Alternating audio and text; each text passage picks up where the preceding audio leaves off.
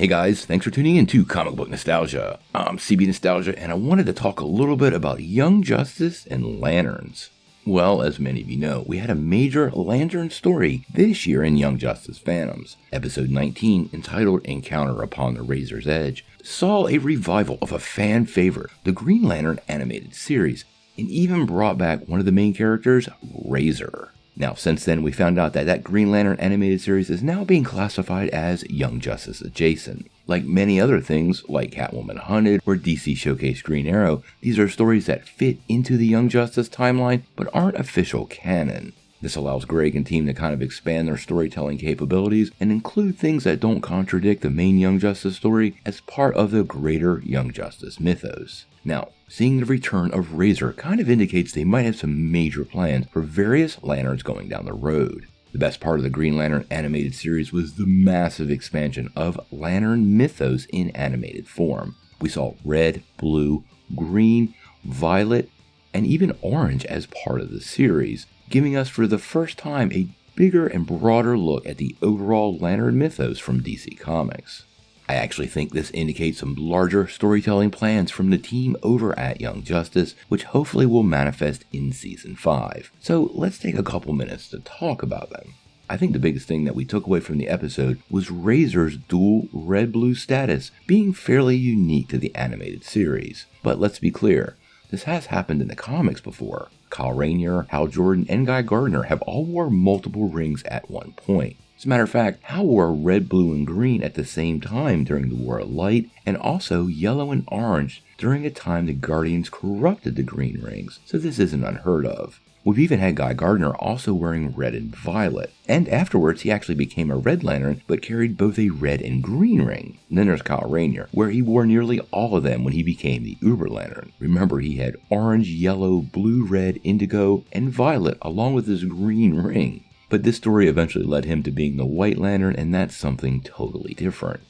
I do suspect Young Justice will explore this dual nature of him using two rings, since it's probably unique to that universe and something that the team might want to expand on. There's also his quest for Aya, who I do think could be a big potential storyline for Season 5 based on what's going on Earth and some of the expanding interactions between the Justice League and the Green Lantern Corps. Remember, during this season there was an alliance formed between New Genesis, the Green Lantern Corps, and the Justice League, so we should expect to see a lot more interaction between all of those characters should we get a Season 5. Now, the inclusion of the Lanterns does suggest some other big stories that could be coming to the show that are even outside of Razor. One big one could involve Hal Jordan. I've seen multiple fans point to the fact that this version of Hal Jordan might be graying a little bit, and this draws many people into thinking about a major story that has not been featured in the show. That would be Parallax. Now, if you don't know who Parallax is, he's a physical embodiment of fear, an entity given massive power who is able to turn Hal Jordan evil and drive him completely insane. It is a pretty incredible storyline involving Hal, and although he originally found redemption, the fact that we have so many lanterns associated with Earth 16, 4 now, it would be pretty cool to see Hal kind of go off the wagon, and I could totally see this being a story that Greg Weisman and team pursue. Now, like most Earth 16 stories,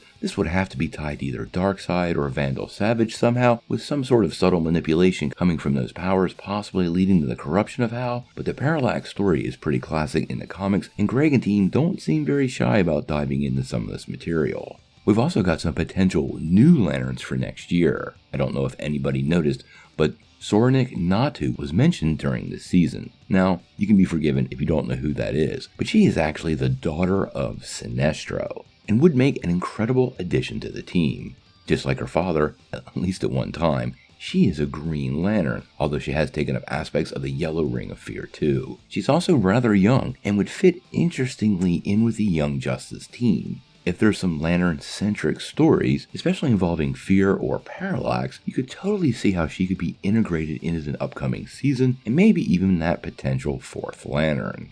Now, that 4th Lantern is also a potential storyline for Season 5. We have no idea who that is. Probably the top 2 choices would either be Kyle Rayner, who many fans really want to see, but quite honestly, given the Young Justice age demographic, I think it's more likely Jessica Cruz. Now, Jessica has come along in recent years, and it's not what I would call the most popular Lantern, but the aspects of her character, especially some of the personal aspects of her character, I really would like to see Greg Wiseman and team integrate into the show. She has a lot of anxiety issues, and learns to overcome that anxiety and fear with her ring. Given some of the mental health aspects we dealt with this season, and the possibility of Sanctuary for next season, Jessica would be close to a perfect addition for the show. We also have Green Lantern Forager and Tomar too, who both were introduced this season, and you could totally see a team up amongst several of these characters being a story thread for next year. Now, obviously, because we have the full spectrum of Lantern colors as part of the Young Justice universe, since Green Lantern the animated series is adjacent, there is umpteen possibilities of people appearing. Everyone from Atrocitus to Sinestro to Larfleeze could obviously show up, but I don't think they want to create a ton of confusion too quick, and I believe if we want an expanded Lantern storyline, we're likely to need more than just Season 5.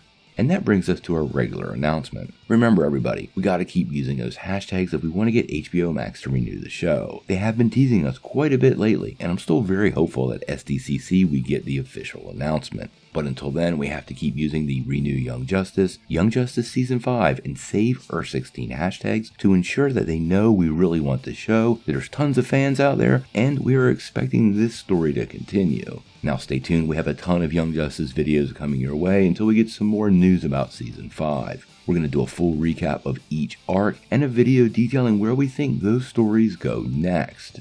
So make sure you hit that like and subscribe. But until then, I gotta know what you guys think. What do you think of the possibilities of multiple Lantern-oriented stories being part of the 5th season of Young Justice?